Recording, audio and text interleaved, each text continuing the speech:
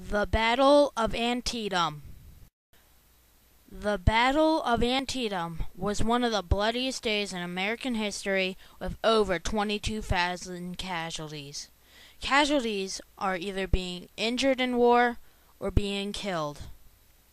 The two generals fighting this one off was General George B. McClellan on the Union side, with around 87,000 men behind him. The other general was General Robert E. Lee himself. He was the commander of the Confederates. In this battle, he had around 45,000 men with him. Robert E. Lee had just won many battles defending the Southern Territory. Believing they could win on enemy turf, which would be able to force President Lincoln to go to the peace tables, he decided to march up and invade Harper's Ferry. But plans found by the Union, called 191, enabled them to know Robert E. Lee's movements to attack. This led to the Battle of Antietam. As the sun was rising over the east, it was clear that it was going to be a beautiful day out. But General Joseph attacked the Confederates while charging down and attacking Jackson's smaller force. General Joseph's men continued to attack Jackson's smaller force through the cornfield and through the woods. But somehow, even with the Confederates' smaller numbers, their musket gave a heavy toll to the Union, and they were forced to retreat. But the Union were coming back now for their second assault. When General Joseph first led his men into battle, he was the first to get injured. But the battle moved on. The Union, even without General Joseph, were able to take back a portion of the woods they had lost.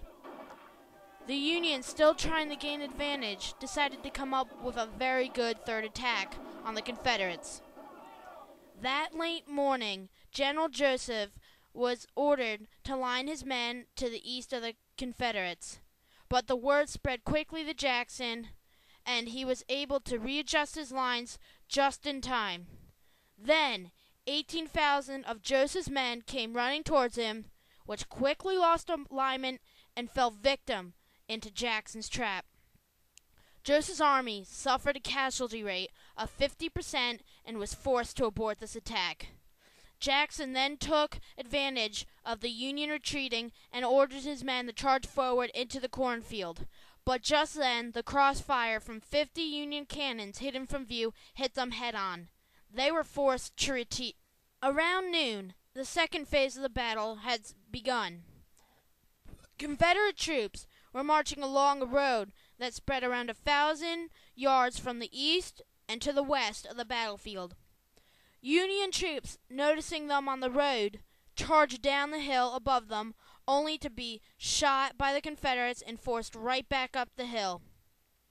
The Union tried to do the same thing, but the same thing continued to happen. Then, both sides quickly decided to bring in reinforcements, with both sides killing each other for 3 hours straight with no clear victor. Near the end of the second assault, the Union was able to take advantage of the high ground and fire down on the Confederates, forcing them to retreat. This ended the second phase of the Battle of Antietam. The third and final phase of the battle took place where a stone bridge crosses Antietam Creek.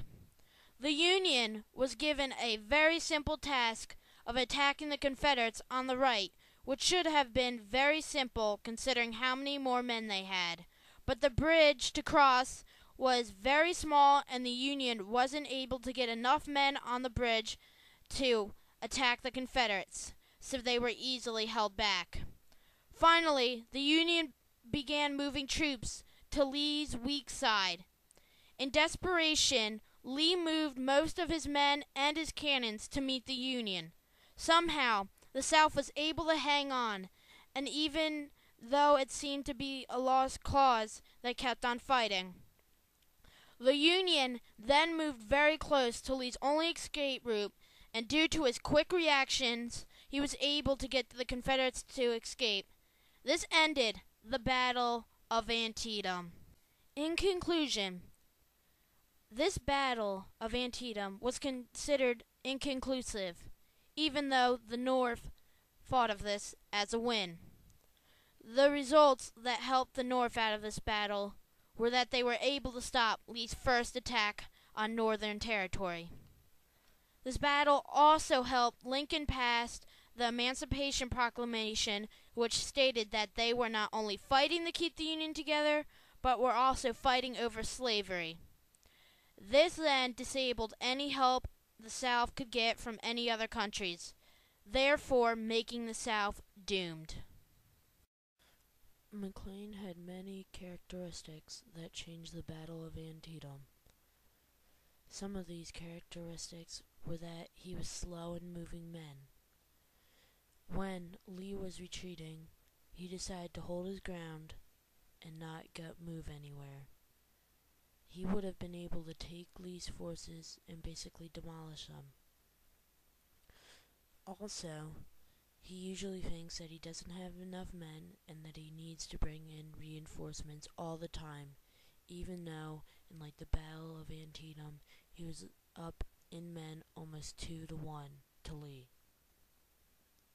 Soon, even though Lincoln liked him, he took him out as general because of how frustrated he got with how slow he was, how he didn't make decisions that fast, and how he always wanted more men.